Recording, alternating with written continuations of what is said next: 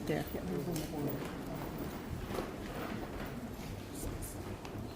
No idea.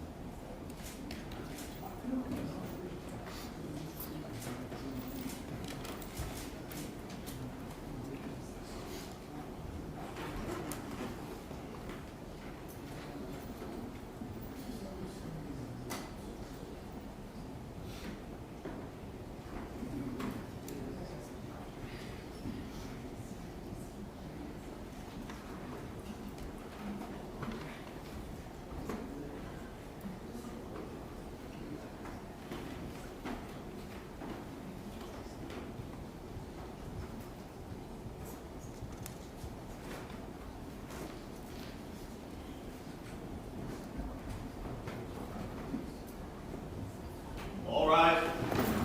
Common County Report now in session. The Honorable Chief Deputy Chief Justice Robert Mueller. Thank you. Please be seated.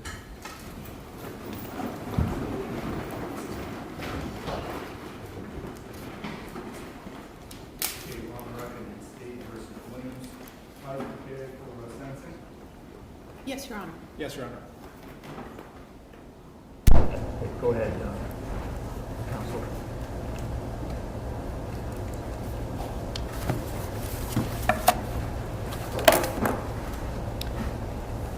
Good afternoon, Your Honor. I assume you've had the opportunity to read the state's sentencing memorandum? Thank you. I have. And the victim impact statements? I've read everything that's been presented to me, Thank more you. than once. Thank you. Just clarifying for the record, sir. Fine. The law court has told us that we must engage in what is known as a Huey analysis in order to sentence this defendant. The first step in the Huey analysis is to determine the basic period of incarceration. And the sentence that can be imposed in this case is in the range of 25 years to life. Because the defendant committed murder against a law enforcement officer while Corporal Cole was engaged in the performance of his law enforcement duties, John Williams is eligible for a life sentence, and the state will be ultimately asking for a life sentence. As to the first step, this case is the only case in recent memory, and certainly the only post-Huey case, which implicates this particular short sleeves factors. That is because a law enforcement officer's death reverberates throughout a community and throughout all law enforcement departments. When you look at why did the legislature put this particular factor under the short sleeves considerations, it is easy to understand why the killing of a law enforcement officer is a life-eligible sentence. Fellow law enforcement officers fear it could happen to them. Communities fear that no one is safe when a law enforcement officer is gunned down. A law enforcement officer who is killed in the line of duty is the ultimate sacrifice to make the world a safer place, and that is a reason it is a short sleeves factor. People in a civilized society do not get murdered simply for doing their job. Corporal Cole did not do anything that would cause someone to shoot him. He was murdered because he was in a uniform. Police officers across the state and across this country put their life on the line every single day. And that is why the killing of a police officer warrants the most serious punishment. This type of murder is especially atrocious because it represents an assault on those sworn to protect our citizens. This case was an execution of a law enforcement officer simply doing his job. And for that reason, I would encourage you to put the base sentence at 70 years to life. Next, we turn to the aggravating and the mitigating factors. The most significant aggravating factor is the impact on Corporal Cole's family, his law enforcement family, and his community. You have had the benefit of reading the very articulate victim impact statements, and you will have the benefit of hearing from family members as well as Sheriff Lancaster. And I will say there is little, if nothing, I could add to their very articulate statements. Another important factor, and I'm not sure where the court put this factor, but I put it as an aggravating factor in step 2, is the manhunt. What I'm suggesting to you is that the manhunt is a distinct and separate circumstance and crime than the basic crime of the shooting, and is worthy of aggravation. The impact on the family and the community was the impact of Corporal Cole's death was further exacerbated by the 4-day manhunt for John Williams. The uncertainty and the fear imposed in the community is hard to even begin to understand this year, many months later. The defendant chose, as he chose so many things during his life, to run into the woods with firearms, ammunition, and drugs. It cannot be lost on anyone that he was armed with a submachine gun. He had the opportunity to kill. He would have had the opportunity, and did because of the way he was armed, to kill multiple law enforcement officers to avoid the consequences of his actions. The good work of the search team avoided, we would argue, further bloodshed. Another significant aggravating factor is that the defendant was out on bail from Massachusetts charges. He was out on bail, and as you know from the PSI, from the state's argument, the defendant did absolutely nothing to conform his conduct to his bail conditions. He had been arrested for weapons charges.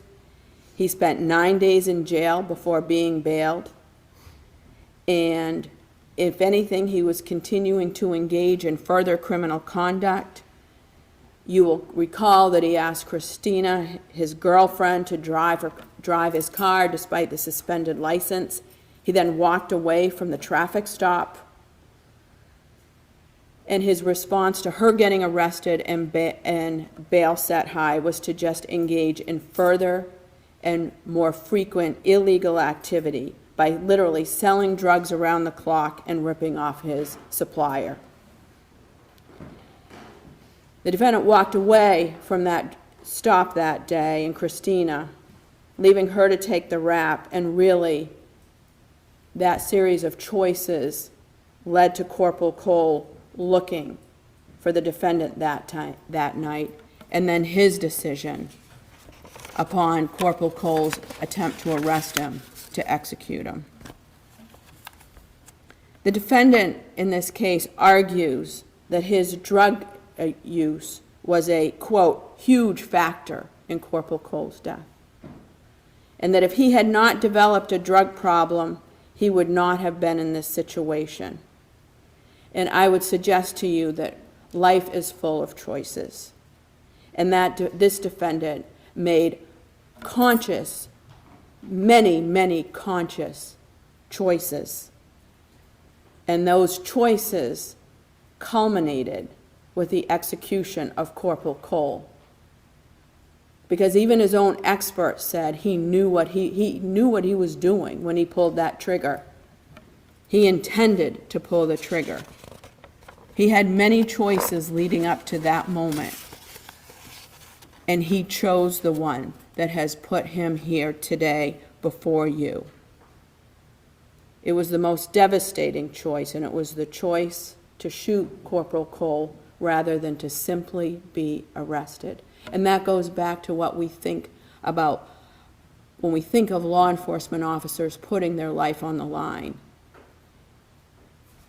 It is a rare instance, indeed, that someone chooses to shoot that law enforcement officer rather than submit to an arrest. Another aggravating factor is the defendant's criminal lifestyle. Granted, his criminal record is not extensive. I think he has one adult conviction for theft. But that really doesn't mean anything here. He spent half his life doing drugs, engaging in a criminal lifestyle. He just wasn't caught. He was good at not being caught. He had choices for rehabilitation, and those failed. I think the court should really consider very aggravating that the defendant, during this 15 years or so of criminal lifestyle, he bought, sold, and consumed drugs, and he later became responsible for addicting other people. At the time of this crime, he was keeping many people in the greater Norwich Walk area in illegal substances. And this was a choice that the defendant chose to engage in. The defendant's lifetime of poor choices and a criminal lifestyle really suggests, and the law court has recognized this, that he has very little, if any, prospect for rehabilitation. The defendant argues that John Williams, and really throughout his sentencing memo, argued that John Williams has remorse. And I'm going to respectfully disagree with that. I think John Williams has regret. I think he had regret very quickly following the shooting. But in terms of actual true remorse, the state just hasn't seen anything. The defense cites to a phone call following the shooting where he appeared to feel bad and express that he was sorry. Sorry to who? If you're really sorry about something, you don't engage in a 4-day manhunt with all of those guns. And I would suggest to you he is not remorseful. He has not taken responsibility. He has blamed the drugs. And that is a significant aggravating factor.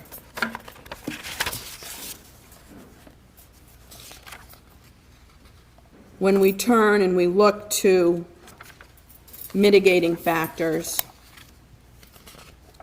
I would suggest to you that remorse isn't one of them, acceptance of responsibility is not one of them. He does appear, and I understand that a couple of his family members may be speaking today, and it does appear that he does have some support of friends and family.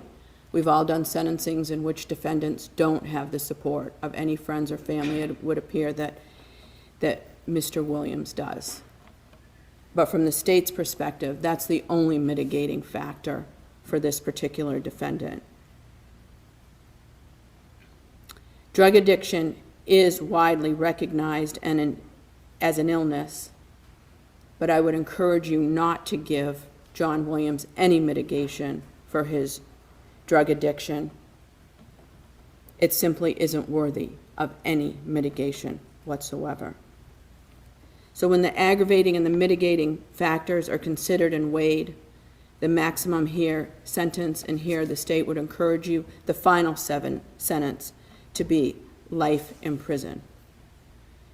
The details of this crime have been widely publicized. People are watching this today. And so when you think about that, I would suggest to you that general deterrence does not ring hollow. We need to send a message that executing a law enforcement officer is worthy of the most serious sanction under Maine law. The Victims' Compensation Program did pay out $450, and I would ask that you impose restitution in that amount to the Victims' Compensation Fund. And at this time, Your Honor, I would like to ask Sheriff Dale Lancaster to address the court. Thank you very much, David.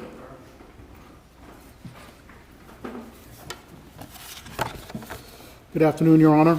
My name is Dale Lancaster. I am the Sheriff of Somerset County, and Corporal Eugene Cole was one of my deputies. In the early morning hours of April 25th, 2018, John Williams committed a cowardly, selfish, and senseless act that forever changed many lives. John Williams stole from us a husband, father, brother, grandfather, co-worker, and friend. John Williams' actions negatively affected many people. John Williams murdered a police officer who took an oath and was entrusted to protect the community, a police officer that loved his community, a police officer that listened to the people he served, gave people a second chance that he dealt with, a police officer who wanted to make a positive difference in the community, a police officer who served with great integrity. Eugene Cole was exactly the type of police officer that today's society requires. It is my hope and prayer that the court sentence John Williams to the maximum penalty allowed by law. I believe John Williams has had many opportunities to change the direction of his life. John Williams made a conscious decision not to do so. What John Williams did decide to do was kill another human being, a police officer, Corporal Eugene Cole. During the struggle, when Gene lost his footing and fell, John Williams did not flee. He pulled out a gun and at point-blank range executed Gene by shooting him in the head while he was on the ground and unable to defend himself. The shooting and killing of a police officer is a cowardly act, but more importantly, it is an act that shakes our society's foundations and principles. For 4 days, John Williams paralyzed the community with fear. We are fortunate that he was unable to break their spirit. It is my opinion that John Williams does not deserve a lenient sentence, but deserves the maximum sentence. It is paramount that John Williams is incarcerated for the rest of his life so that he can never again harm another human being. Thank you, Your Honor.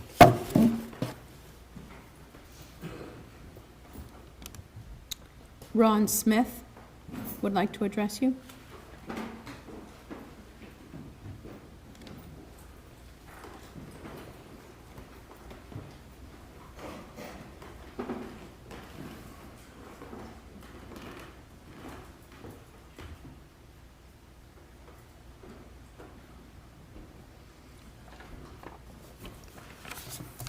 Hi, my name is Ronald Smith. I'm and will always be Gene Cole's father-in-law. Now, about 3 little instances I'm going to tell you about. The first one is in the spring of 2006. We all gathered at the Police Academy at Oak Grove and in Vassarboro for the graduation ceremonies. The place was crowded with the loved ones and of all the graduating officers. Eugene Cole had entered the academy earlier that year, and after months of studying and exhaustive physical training, he was graduating. The aim of the academy seems to break the candidates, either physically or mentally, so that they will have an indication of their performance under extreme pressure. If they survive this, they may enter the ranks of law enforcement. Well, Gene would not be broken. Despite a couple trips to the hospital and weekends recuperating at home, this would be an accomplishment that would be a milestone in anyone's life. But at that time, Eugene was nearly 50 years old. Well, the pride I had for Gene on that day, on his graduation day was no greater than that of his wife and family. Okay, now it's Monday, April 23rd last year. I had a problem with water coming into my cellar and decided to run a 4-inch hose in a shallow trench 20 feet underground from the downspout in the corner of my house. Well, after digging for, 2 feet, I guess, I realized this was going to be more of a job than I thought it was. There were many roots that had to be sawed off. Well, I knew that Gene had just bought a new tractor with a bucket loader on it, and I surmised that possibly he also had a backhoe. So I called him up to see if he had the backhoe.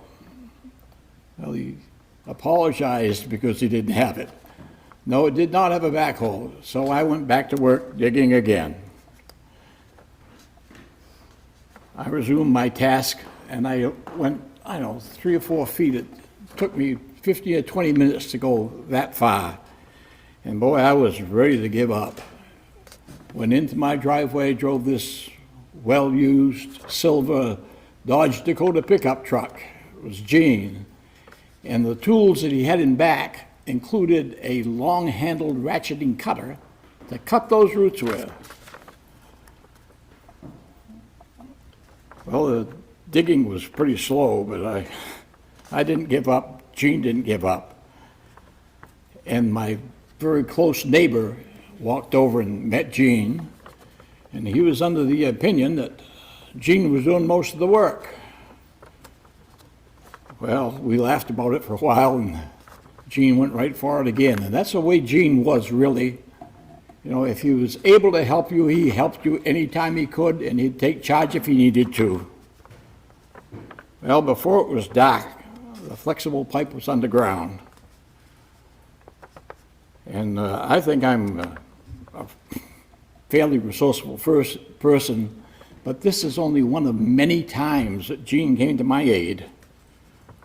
Well, he left home just as darkness was closing in. And the next time I saw Gene, there was a honor guard standing by his casket. Now let's move forward about 36 hours. To April 25th, around 8 o'clock in the morning, I was sitting in Winslow in my car. I transport non-emergency situations to their doctor's appointments.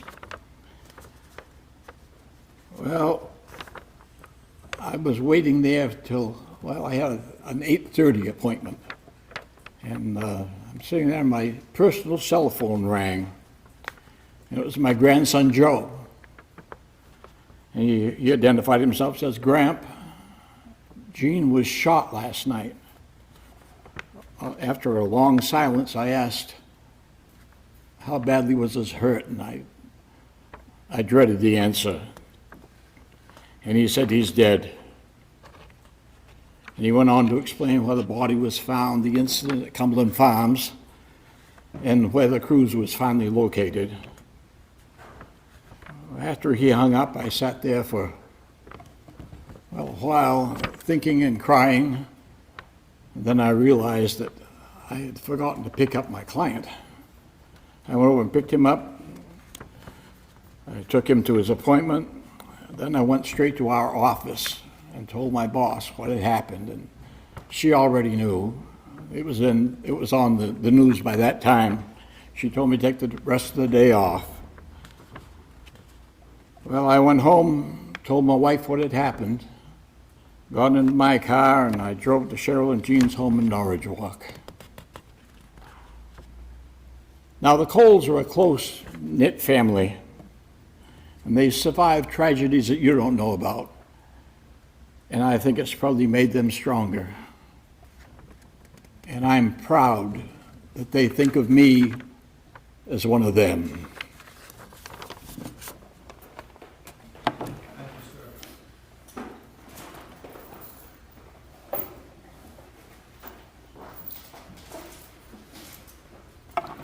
Next, Your Honor, will be Jel Cole.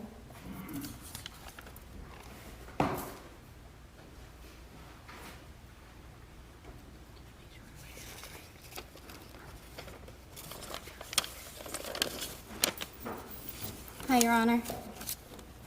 My name is Gillian Cole, and I'm the daughter of Corporal Eugene Cole. On April 25th, 2018, my father was taken from us. I awoke that morning to missed calls on my cell phone from my mom, and I returned her call. She answered the phone, not with a hello, but with Dad's missing. At this point, we were unaware that the unimaginable had happened. On April 25th, 2018, our lives were shattered. My dad was my rock, my go-to, and my confidant, and I was Daddy's little girl. The past 17 months without him calling to check in on me, stopping in for a cup of coffee, or hearing him say, "Call me when you get home," just so he knew I was home safe, have been the hardest 17 months of my life. I miss him. I miss his face and his smile and his laugh and his hugs. I miss those the most. I miss his stories, his advice, and the way he supported any decision I ever had to make. It has only been 17 months out of forever that my brothers and I have had to and will have to walk this earth without the love and guidance of my father. 17 months that my mother has had to live and go on with her life without her husband and love of her life, and my children and nieces and nephews without their Bambi. My aunts and uncles without their brother. The loss of my father has been catastrophic and devastating to our family. The loss of a father is beyond words, and due to the actions and decisions made by the defendant on the early morning hours of April 25th, 2018, there will no longer be late-night cups of coffee. There will no longer be any more guidance or advice or hugs or sense of security. The opportunities to say, "I love you," and hear it back are forever gone. Our family is forever broken. Your Honor, compassion is a word commonly used for and by the defendant. However, I ask, how much compassion the defendant considered when the decision was made to murder my father. He had so many other choices he could have made that night. Why did he have to kill my father? This is something we have to live with for the rest of our lives, so it is the request of my family that the defendant receive the maximum penalty of a life sentence for the crime the defendant was convicted of on June 18, 2019, in this very courtroom, the murder of my father, Corporal Eugene Cole.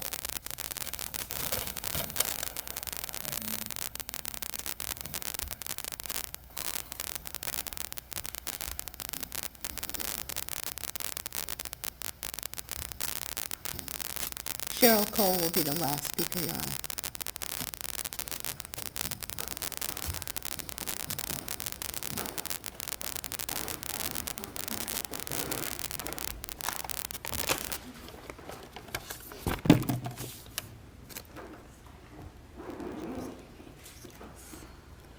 Good afternoon, Your Honor. My name is Cheryl Cole. I am the wife of Eugene Cole. This is day 506. I hope in my written statement we thanked you adequately for all you have done during this case. We also wish to thank the prosecutors and the defense. Most of all, we need to thank the jurors for sifting through all the testimony and evidence and determining the only possible verdict.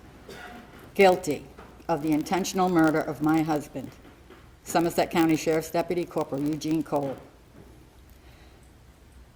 Now, I know this is supposed to be a victim's impact statement, but with all due respect, I am not a victim. My family and I are survivors, though we wouldn't be if we hadn't been rescued by the tremendous and overwhelming support of our community, law enforcement, and the thousands that reached out to us from around the globe. The only victim is my husband. If he was able to write a statement, he wouldn't beg for anything. He'd probably even say it's no big deal. I would staunchly disagree. It is the biggest deal ever. I met him when I was barely 15. We married when I was barely 16.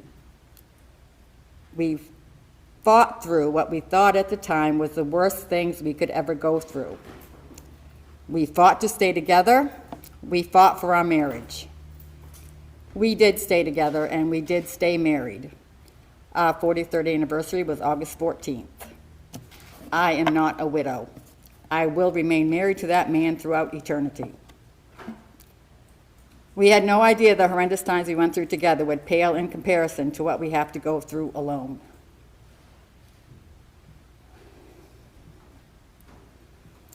It's corny, and I hate to be cliche, but Gene is my soulmate.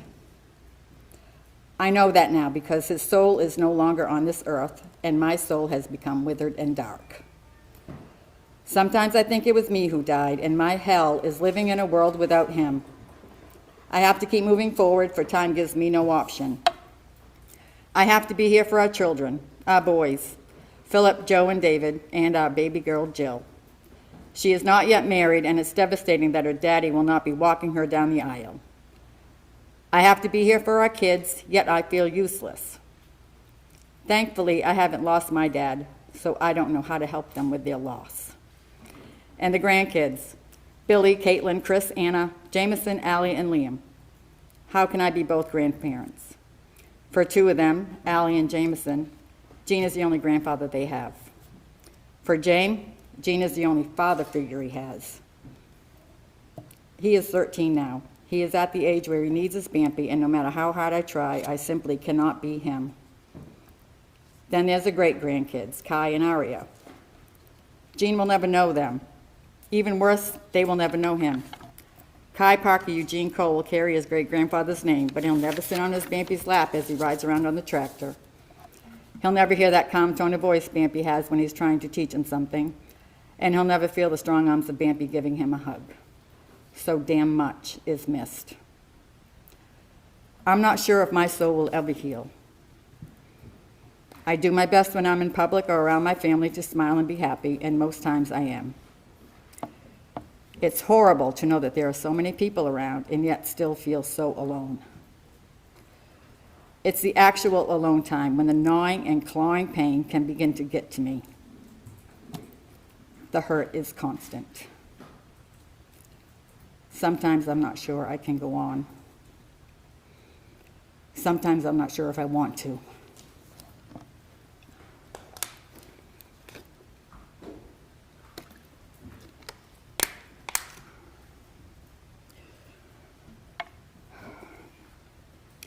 It is my belief, when faced with dire circumstances, a person's true character shows itself.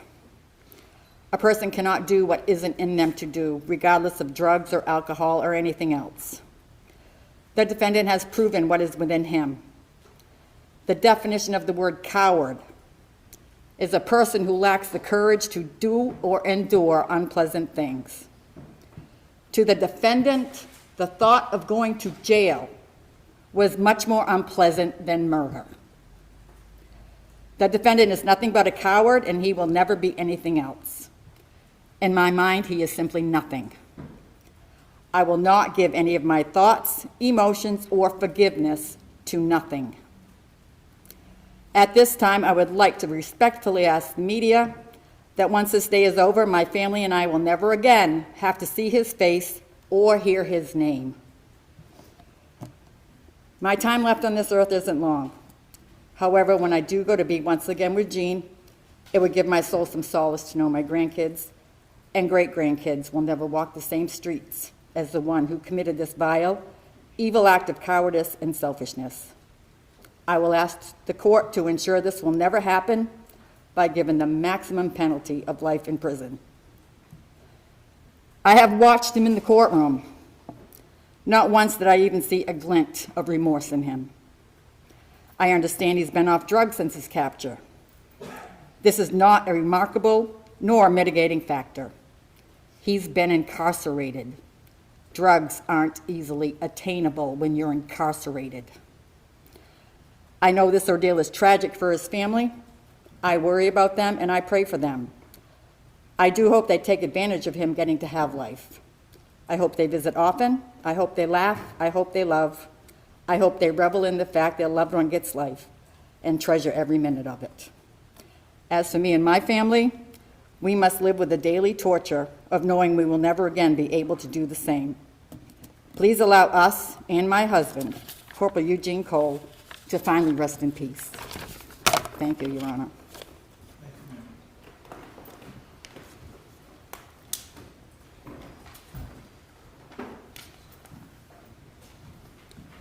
That concludes our presentation, Your Honor.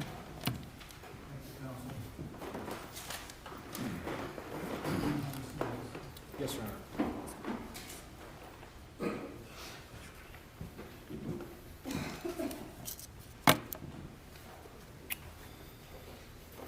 Thank you for allowing me to address the court today, Your Honor. As the court's aware, this is a particularly serious offense, and the courage for the family of Corporal Cole to come up here and tell you how his loss has affected them, standing mere feet from the defendant, shouldn't be left unnoticed. The court is required to look at mitigating factors with the particular defendant when structuring a sentence.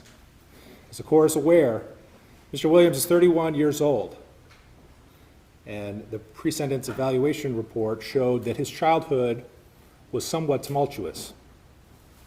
His family constantly moved. His father drank alcohol and was abusive. Mr. Williams dropped out of high school and had no significant quality friends.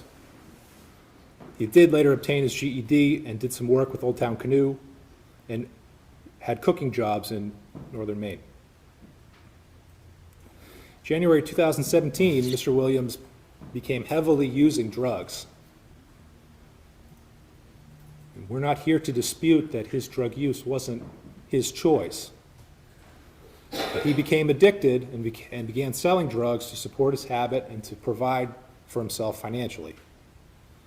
It was then when Mr. Williams' life truly began to spiral out of control. As noted in our sentencing memorandum, in the month of April 2018, Mr. Williams had a court case in Massachusetts. He had stolen from his drug supplier, for which he knew the penalty for such an action in that industry is generally death. He's selling drugs nonstop, not sleeping, to try and raise money. And he's also remembering his time in a Massachusetts institution for 9 days where an unpleasant thing happened. His life truly is spiraling out of control, and unfortunately, it culminated in the death of Corporal Cole, who by all accounts was a good man, an innocent man. We think those circumstances of Mr. Williams are relevant mitigating factors for the court to consider in terms of crafting a sentence. In our memorandum, we are asking that the basic sentence for such an act be 50 years to the Department of Correction. We also suggest that the considerable, what we believe to be mitigating factors that are available should be considered by the court. And we're asking for a final sentence of no more than 40 years to the Department of Corrections. Now, Mr. Williams' mother is here, and she would like to address the court, if it so please the court.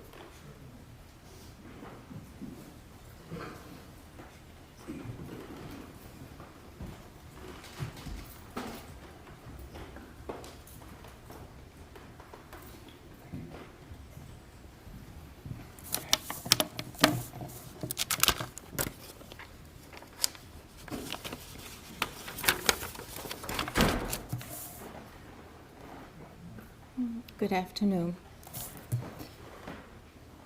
Dear Judge Mullen, my name is Marjorie Wilbur. I am one of Jehovah's Witnesses, and I work at the town of Sydney. John Williams is my son. I'm the one who raised John, and he lived with me until May 2007. He was almost 19 years old when I married Robert and moved to Oakland. I raised John and his older brother Dale alone. John was 4 years old when I divorced his father. I made a living as a waitress, went to college, and started to study the Bible with Jehovah's Witnesses. Because I wanted to be closer to my family, when John was 7 years old, we moved from Texas to Maine, where I was born and raised.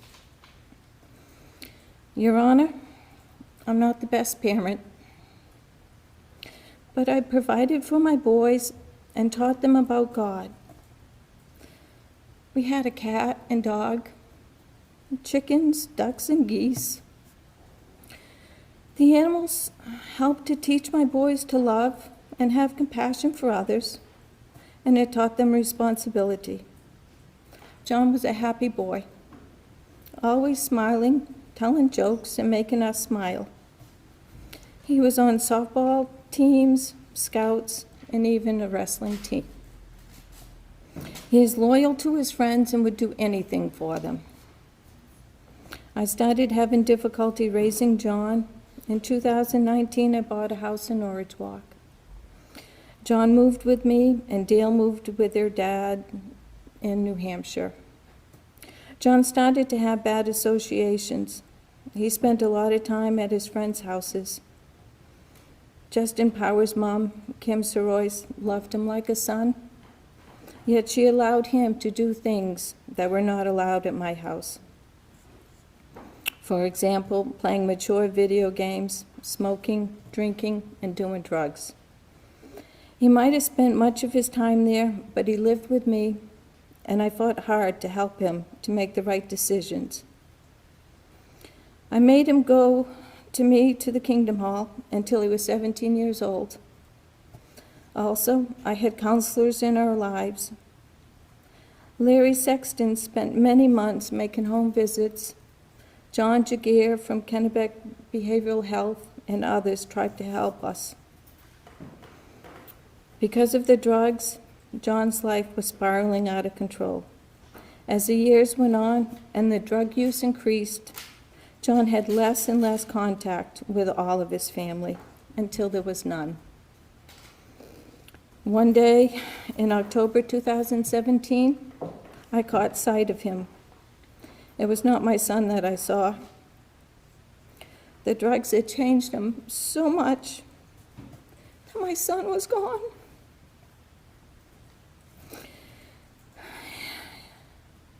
It was not until he was being held in Massachusetts that he reached out to me. When he was out on bail, he told me some of the troubles that he had. For example, he was behind on his rent, car payment, insurance, and he had a girlfriend to support. He cried as he told me about his problems. He could not see a way out. He told me that he wanted to kill himself. His so-called friends did nothing to help him. He needed an intervention, and on April 25th, 2018, that was the start. Amazingly, John came out of the woods alive. Your Honor, John's conscience is not seared. As we heard at his suppression hearing and trial, he took ownership of his actions. In phone calls and during his interrogation, he admitted to shooting Corporal Cole. Witnesses testified to his crying, remorsefulness, and regret. It all happened in seconds, not in minutes. On the ride to Warren, the last thing John said on tape was, "I'm sorry. I'm truly sorry."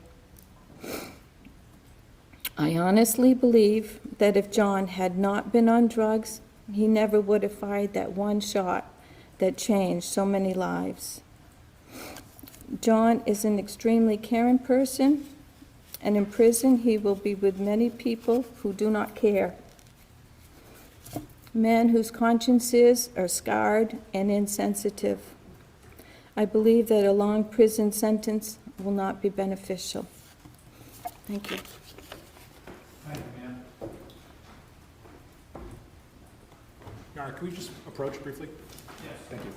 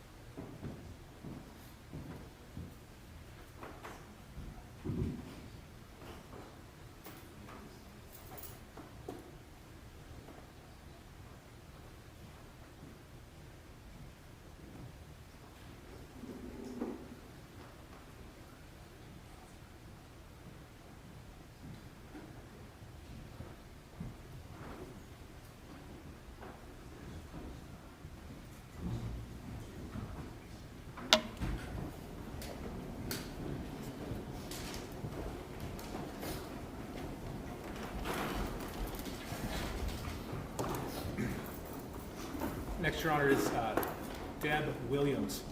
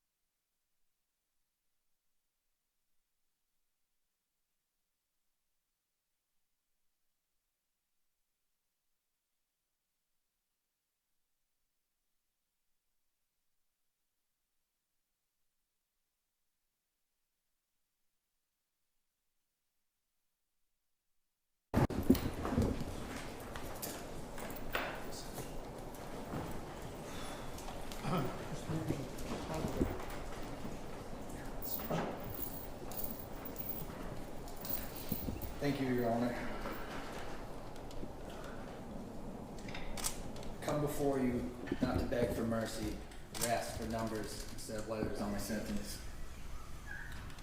It's not my place to. God is going to put me where He needs me. You know, I'm standing before the court to apologize for all the pain I've caused the whole family, the community, and the state. And to maybe one day have your forgiveness. I don't believe my words will ever be able to convey the amount of sorrow I feel for what I did. On April 25th, I had made a lot of mistakes being on the street, let alone carrying a firearm in the state I was in. What happened was not born out of malice or hatred towards Cheryl Cole or law enforcement. It was born out of panic. What followed afterwards was immediate sorrow and regret. If I could change it or take it all back, I would without question. This has nothing to do with the amount of time I'm facing, but everything to do with what would be right. I took a good man's life, and it weighs heavy on me and my soul. Taking another life is probably the heaviest of burdens a person can carry, and having to live with that guilt. But that's the weight that I must bear. I want you to know, not a day passes that I don't think about this night. I don't pray for forgiveness.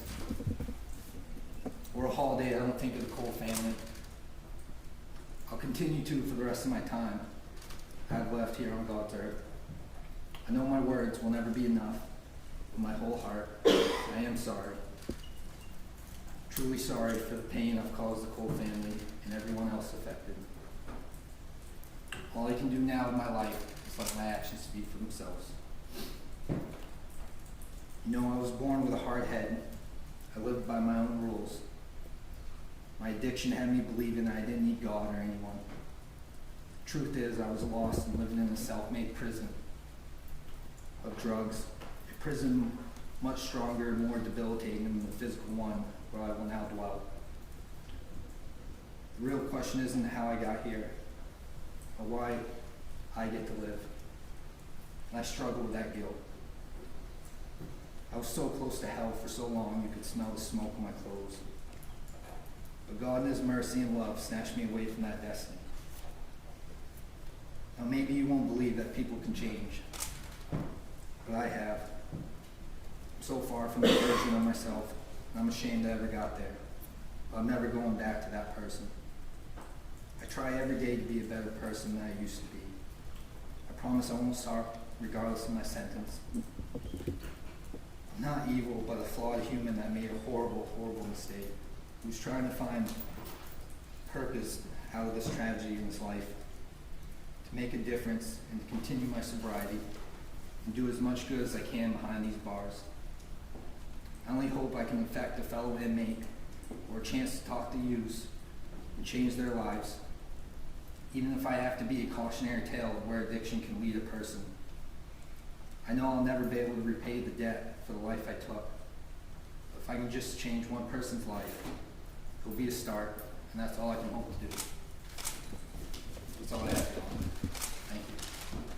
Thank you, Mr. Williams. That concludes our presentation, Your Honor. Anything from the state? Very briefly, Your Honor.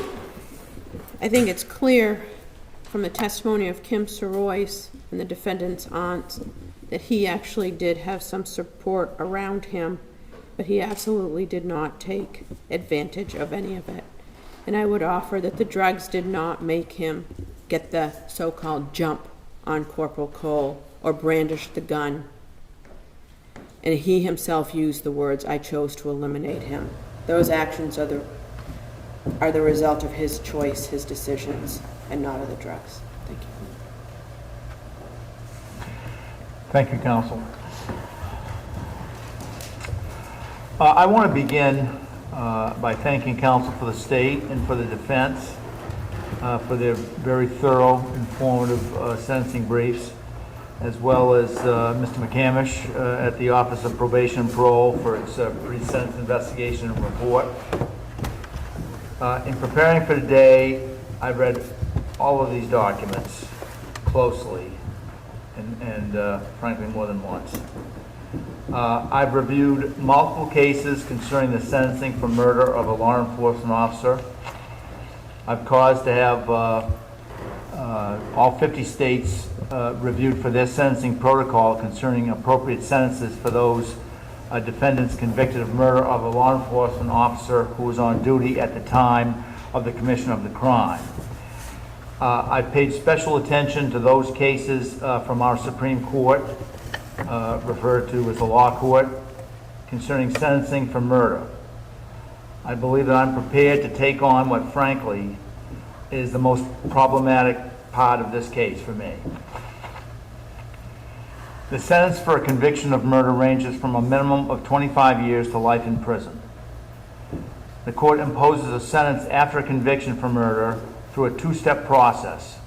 In the first step, I'm supposed to determine the basic period of incarceration by examining the crime, the defendant's conduct in committing the crime, and can consider what sentences have been imposed for similar offenses. In the second step, the court is supposed to determine the maximum period of incarceration by considering aggravating and mitigating factors peculiar to the defendant.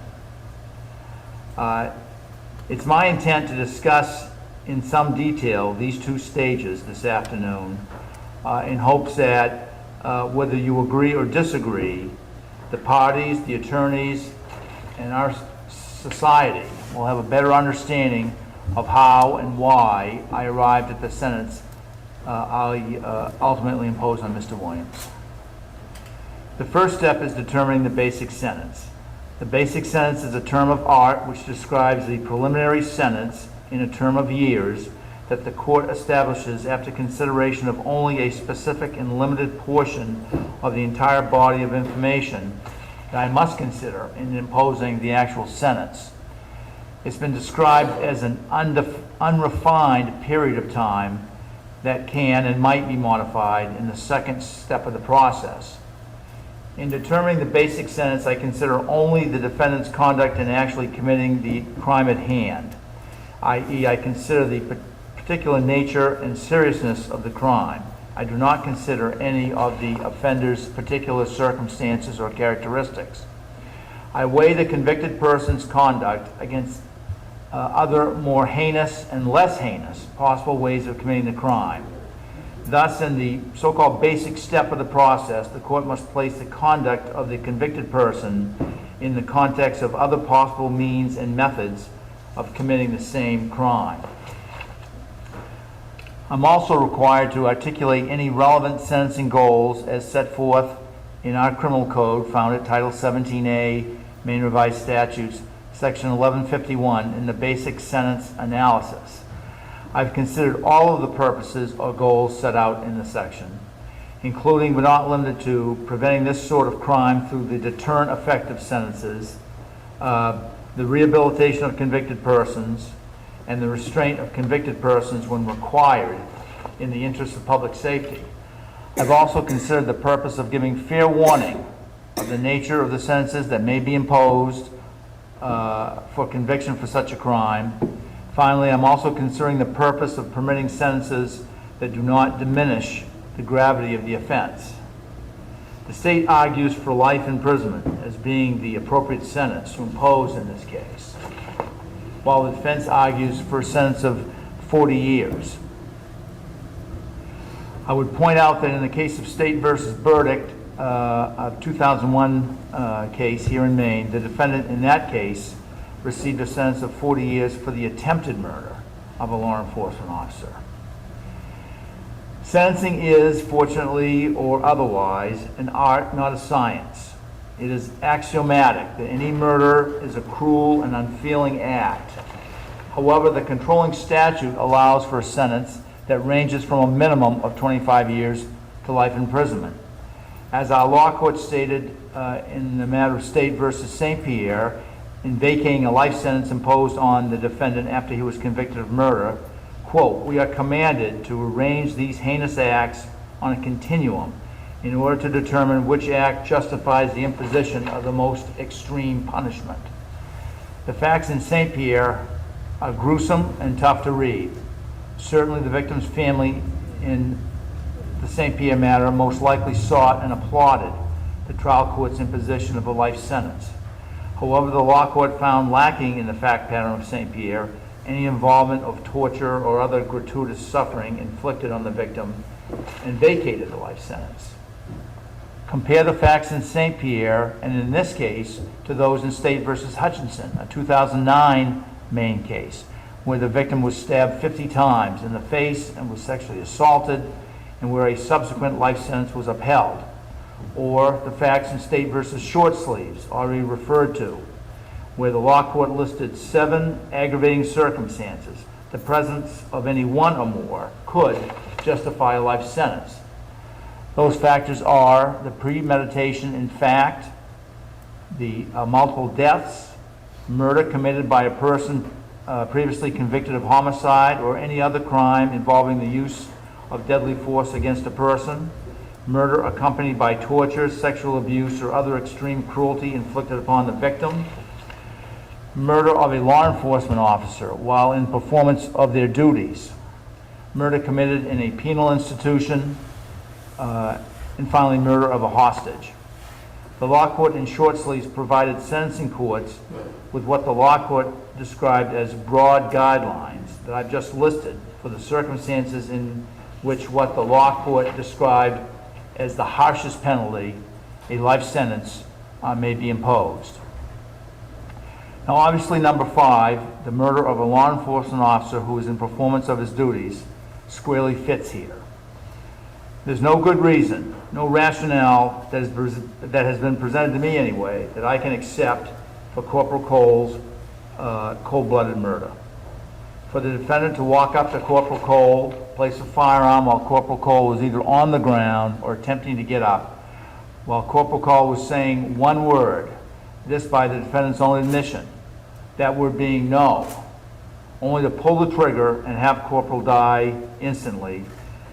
Well, it's well nigh impossible for me to come up with a worse way for an innocent man's life to end. If I've ever suffered, or if I ever did suffer, a similar tragedy such that I would find myself being in the same shoes of the victim's family and friends, I would feel exactly the way they do. No sentence would ever, could ever be enough. A sentence of only life in prison would be self-evident to me, as I'm sure it is to Corporal Cole's family and friends. But I'm not one of the victims. I'm instead the justice who needs to determine what the lawful sentence should be in this case by applying the principles set out in the sentencing statutes and case law as handed down by our law court. It seems very sterile to me, indeed insensitive, for me to try to compare the defendant's conduct here with the conduct of other defendants convicted of murder on some kind of continuum of heinousness in order to determine the basic sentence. Certainly a very significant part of the challenge in imposing a fair sentence here is that this sort of crime simply doesn't happen here in Maine. The murder of a law enforcement officer in performance of his duties. And thank God, obviously, for that. But that is part of the task at hand. Certainly the fact that the deceased was a law enforcement officer murdered while in performance of his duties is an objective fact that is relevant to my assessment. We know it's an aggravating factor. The fact that the victim was shot once in the side of his neck while he was struggling to get up from the ground is also an objective fact that assists me in determining that this crime is to be considered, should be considered, to be among the most serious, most heinous ways in which the crime might be committed.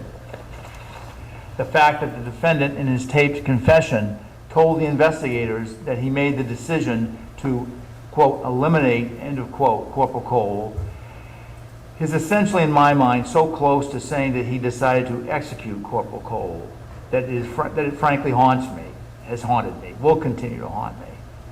That one human being can describe the act in that way.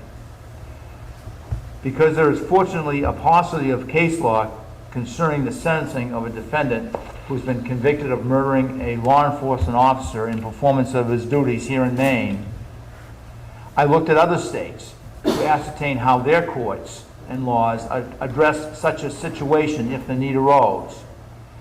I'm not going to discuss every state's law and cases that I found, but I think a few are instructive. In Alabama, the murder of a law enforcement officer while the victim is on duty, regardless of whether the defendant knows or should have known the victim was an officer, is considered an aggravating offense for which the sanction may be death. In Alaska, while the sentence for murder is a definite term of imprisonment of at least 30 years, but not more than 99 years, a defendant convicted of murder shall be sentenced to a mandatory term of imprisonment of 99 years when the defendant is convicted of the murder of a law enforcement officer who was engaged in performance of official duties at the time of the murder. In Arizona, a person commits first-degree murder if intending or knowing that the person's conduct will cause the death of a law enforcement officer who is in the line of duty. The crime is punishable by death or life imprisonment. And I looked at a case called State versus Rose, a 2013 case in that state, where the defendant was sentenced to death after pleading guilty to murdering an on-duty police officer who was trying to arrest him. There was evidence in that case that the defendant had spent the day smoking meth and drinking beer with his girlfriend. In Arkansas, murder of a law enforcement officer in performance of his duties is considered capital murder. One of the cases that I looked at from Arkansas is Lard versus State, a 2014 case where the defendant was sentenced to death after having been convicted of murdering a law enforcement officer who was trying to arrest him. There was evidence that the defendant shot the officer multiple times after the officer pleaded with him, I'm down, please don't shoot me again." The defense of not guilty by reason of mental disease or defect and or brain damage possibly brought on by head injuries received as a child or induced by chronic methamphetamine abuse by the defendant was rejected by the jury. In California, the murder of a law enforcement officer is considered a, quote, special circumstances murder, end of quote, that is punishable by death or by imprisonment without the possibility of parole. In the state of Colorado, the murder of a police officer while in performance of his duties results in a sentence of life without the possibility of parole unless a hearing is held to determine that a death sentence should be imposed. What is of importance to me is the following language that is found in the Colorado statute. Quote, "The General Assembly recognizes that protection of peace officers from crime is a major concern of our state because society depends on peace officers for protection against crime and other dangers, and because peace officers are disproportionately damaged by crime because of their duty to protect society often places them in dangerous circumstances. Society as a whole benefits from affording special protection to peace officers because the protection deters crime against them and allows them to better serve and protect our state. The General Assembly therefore finds that the penalties for first-degree murder of a police officer should be more severe than the penalty for first-degree murder of other members of society." In one of our New England sister states, Connecticut, the murder of a law enforcement officer is considered a special circumstance justifying a life sentence with no parole. This after the death penalty in Connecticut was repealed by their legislature in 2012. In Delaware and the District of Columbia, murder of a law enforcement officer is considered an aggravating circumstance justifying a life sentence. The court in the District of Columbia has stated that the statute involved, quote, reflects a societal judgment that the murder of a law enforcement officer is deserving of additional sanctions because beyond the taking of a human life, it is an attack on those charged with protecting all of society and an attack on our justice system. That was in Dean versus United States, a 2007 case, which rejected a challenge to the sentence on equal protection and Eighth Amendment grounds. In Florida, a defendant can receive a life sentence for attempted murder of a law enforcement officer. In Georgia, the murder of a law enforcement officer can justify a death sentence because that is considered an aggravating factor. In Illinois, case law supports the proposition that, quote, the need to impose a severe punishment for the murder of a police officer has been well recognized. It is not the case in Massachusetts, not the case in Wisconsin.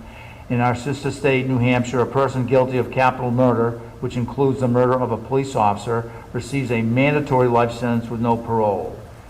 In our sister state, New England state, Vermont, murder of a law enforcement officer is considered to be an aggravated murder, which requires a sentence, quote, of life and for no lesser term, end of quote, according to the statute. I'm going to stop there. Discussing states. Obviously, the laws in other states are not controlling on me at all, but I do find that they're instructive in determining how other sister states approach this issue. Taking all of the above into account, I determined that the basic sentence in this case should be and is 65 years. So it's clear on the record, I am determining the basic sentence to be 65 years by calculating a basic period of incarceration based on examining the crime, the defendant's conduct in committing the crime, considering what other courts in Maine have imposed for convictions for murder, acknowledging that I don't have the ability to look at other cases and other sentences for the murder of a police officer while in performance of their duties, because, thank God, this just doesn't happen in our state. The second step in the process is determining the maximum sentence. This second step calls for me to determine what is referred to as the maximum sentence. This second step requires me to examine all relevant mitigating as well as aggravating factors relating to the character and criminal history of the defendant, the subjective effect of the crime on the victim, and the protection of the public interest. If the aggravating factors outweigh the mitigating factors, then the basic sentence probably should be increased. If the mitigating factors outweigh the aggravating factors, then the basic sentence may well be adjusted downward. Or if the two factors weigh equally, then the basic sentence might remain the same as initially determined. The court is not required to assign a particular or specific weight to each mitigating or aggravating factor. Rather, the court is required to consider all mitigating and aggravating factors, determine their combined impact on the basic sentence, and then quantify that impact by increasing or decreasing the basic sentence accordingly. Mitigating factors that are sometimes present in other cases anyway include lack of any prior record on the part of the convicted, the youthfulness of the defendant taking responsibility for their crime, or a sincere expression of remorse. I find notably that none of these mitigating factors are present to any meaningful degree in my mind. In fact, I'm hard-pressed to find any meaningful mitigating factors present here to any appreciable degree, with the exception of family support. Admittedly, the defendant's upbringing wasn't the best. However, many of us don't have the best upbringing. Many of us have parents, or perhaps only one parent, who's not a role model for us. However, most of us overcome deficiencies that our parents might have had, and the overwhelming number of us lead law-abiding lives. We don't commit murder, much less murder of a deputy sheriff who is simply trying to do his job. Aggravating factors to be considered in this case include the subjective effect on the victim and the victim's family. Certainly the outpouring of grief expressed here today, as well as in the victim impact statements filed for me that I have read, have appropriately made me aware of the subjective effect on the victims of this crime. There are countless letters, in addition to what has been said today, too many for me to discuss singly, and I'm not going to identify all of those people who took the time to pour out their hearts to me in writing, other than to thank you for all your thoughts. I do, however, want to recognize Cheryl Cole, Corporal Cole's wife. I want to thank you. I want you to know, Mrs. Cole, that your note to me was amazing in its simplicity, yet incredibly moving. And you actually repeated some of the things that I made a notes of. That with all due respect, I'm not a victim, I'm a survivor. You are not a widow, you will remain married to your husband throughout eternity. And yet it's so horrible to know that there are so many people around and still feel all alone. You were here during most court events. You were here during the motion to suppress. You were here during the trial. You struck me as a rock for your family. And I hope your family can draw strength from you. With your permission, ma'am, I would like to read Corporal Cole's obituary into the record. If you don't want me to, I won't. Corporal Eugene P. Cole, 61, ended his watch on April 25th, 2018, when he was killed in the line of duty. Gene was born in Skowhegan on October 7th, 1956, the son of Philip E. and Gloria Baker Cole. He was raised in Skowhegan and Madison, and he graduated from Madison Area High School, class of 1974. After serving in the United States Army, Gene returned to home and married Cheryl Smith. They eventually built a home in Norwich Walk where they raised their 4 children. Gene owned and operated a TV repair shop in Skowhegan and then moved the shop to Norwich Walk. After closing his business in 2000, Gene pursued his calling to become a law enforcement officer. He graduated from the Maine Criminal Justice Academy in 2006, and then he went on to work as a rural patrol deputy for Somerset County Sheriff's Office.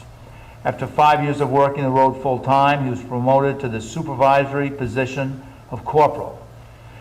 In this role, Gene mentored many deputies, and he was a constant source of advice and support for all of the area's law enforcement officers. It felt like Gene knew everyone in the county, and he rarely passed up the opportunity to share a story or two. He was well-known, loved, and respected by the community. He gave his life to serve and protect. Although dedicated to his work, Gene was equally devoted to his family.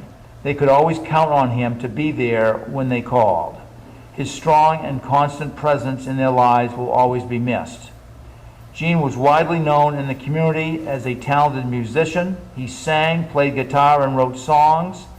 As the lead guitarist, he played with Borderline Express for over 20 years, and after his retirement from the group in 1994, he continued to fill in for them occasionally. Most recently, Gene and his brother Tom, known as the Cole brothers, played at T&B's every month. Gene is survived by his loving wife of 41 years, Cheryl Smith Cole, children Philip Cole and his wife Alexandra of North Carolina, Joseph Cole and his wife Lori of Waterville, David Cole and his wife Kim of Skowhegan, and Gillian Cole of Norwich Walk. Grandchildren Christopher, Anna, William Joseph, Caitlin, Zach, Whitney, Jameson, Allie, and Liam. Mother Gloria Cole, brother Tom Cole and his wife Linda of Skowhegan, sister Cheryl Sorois of Skowhegan, several nieces and nephews, and a large extended family that includes his law enforcement family and the many musicians that he played with over the years. Gene was predeceased by his father Philip and his brothers William and Fred. Gene's family extends their deepest appreciation to the community members who have surrounded them with love and compassion in the last week. The family is especially thankful to the law enforcement officers who are working tirelessly and keeping watch. Arrangements are under the care and director of Smart and Edwards Funeral Home in Skowhegan. And although I am but one man, I have thousands of brothers and sisters who are the same as me. They will lay down their lives for me, and I them. We stand watch together, the thin blue line, protecting the good from the bad. We are the police. Mr. Williams, in an instant, you robbed Corporal Cole's family and the community of a decent man, taking a husband from his wife, a father from his children, a grandfather from his grandchildren, and robbed a well-respected member of the law enforcement community and the community at large of this man. Other aggravating factors include the defendant's prior record. As the state pointed out, it's not very lengthy at all, but it's not crime-free either. Another factor is the need to protect the public interest. Another factor is the defendant's relative lack of remorse, as was noted in the law court in State versus Wood. I'm sure Mr. Williams feels remorse now, but he's the only one who can truly tell is it's remorse for what he did or for remorse of what the circumstances are or a combination of the two. I don't know. And as I said, he's the only one who knows. Another factor is the defendant's lack of taking of responsibility, as noted in the law court in cases such as State versus Gauthier, a 2007 case. Mr. Williams, you could have taken responsibility for this heinous act early on in the process. You could have called for help for Corporal Cole after you shot him in the neck at point-blank range. Instead, you bolted, concerned only apparently for what you'd done and what the consequences would be. You took drugs and weapons into the woods and hid for no good purpose or reason. You led law enforcement officers on a wild goose chase for multiple days, and even after being confronted with overwhelming evidence of your foul deed, basically tried to blame drugs for your actions. Let there be no mistake about it. Corporal Cole was murdered not because of drugs, not because the perpetrator had a poor childhood, but because John Williams pulled the trigger of a firearm placed almost up against the corporal's neck. Why? Because John Williams didn't want to risk going back to jail. Mr. Williams, you decided in one fateful moment that in order to keep your life out of jail, you had to end another's. Taking the aggravating and mitigating factors into account, I find that the aggravating factors greatly outweigh any mitigating factors present, such that the maximum sentence in this case should be and will be increased. Frankly, the question I have grappled with since the verdict was whether a life sentence was called for here. Well, I'm not grappling with it anymore. I'm not going to order restitution in this case because I doubt, Mr. Williams, that you're going to have any significant ability to pay restitution in this case. You're going to pay for your actions with your loss of liberty for the longest period of time our state allows, because I determined that the appropriate sentence in this case should be and is life in prison. You have the right to appeal both the jury verdict and the sentence. The record shall reflect that the clerk is shortly going to be handing the appropriate court forms for appealing the verdict and the sentence to defense counsel. Your attorney can give you more specific advice with respect to same. Mrs. Cole, my final words today to you are to tell you that your beloved Jean Cole is undoubtedly in a better place. You have my deepest sympathies. One more thing. I want everybody here, everybody watching this,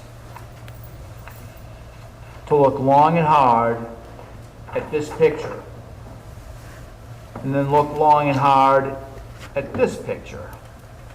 Now, this picture, you may presently look like this. However, if you snort cocaine or stick a needle in your arm or like to do meth, sooner or later, you may well look like this. And you may well become an addict, go to prison, or die, or a combination of those three, not necessarily in that order. And I just hope people think about that before they engage in that type of conduct. Anything else from council? Puts in recess. All right.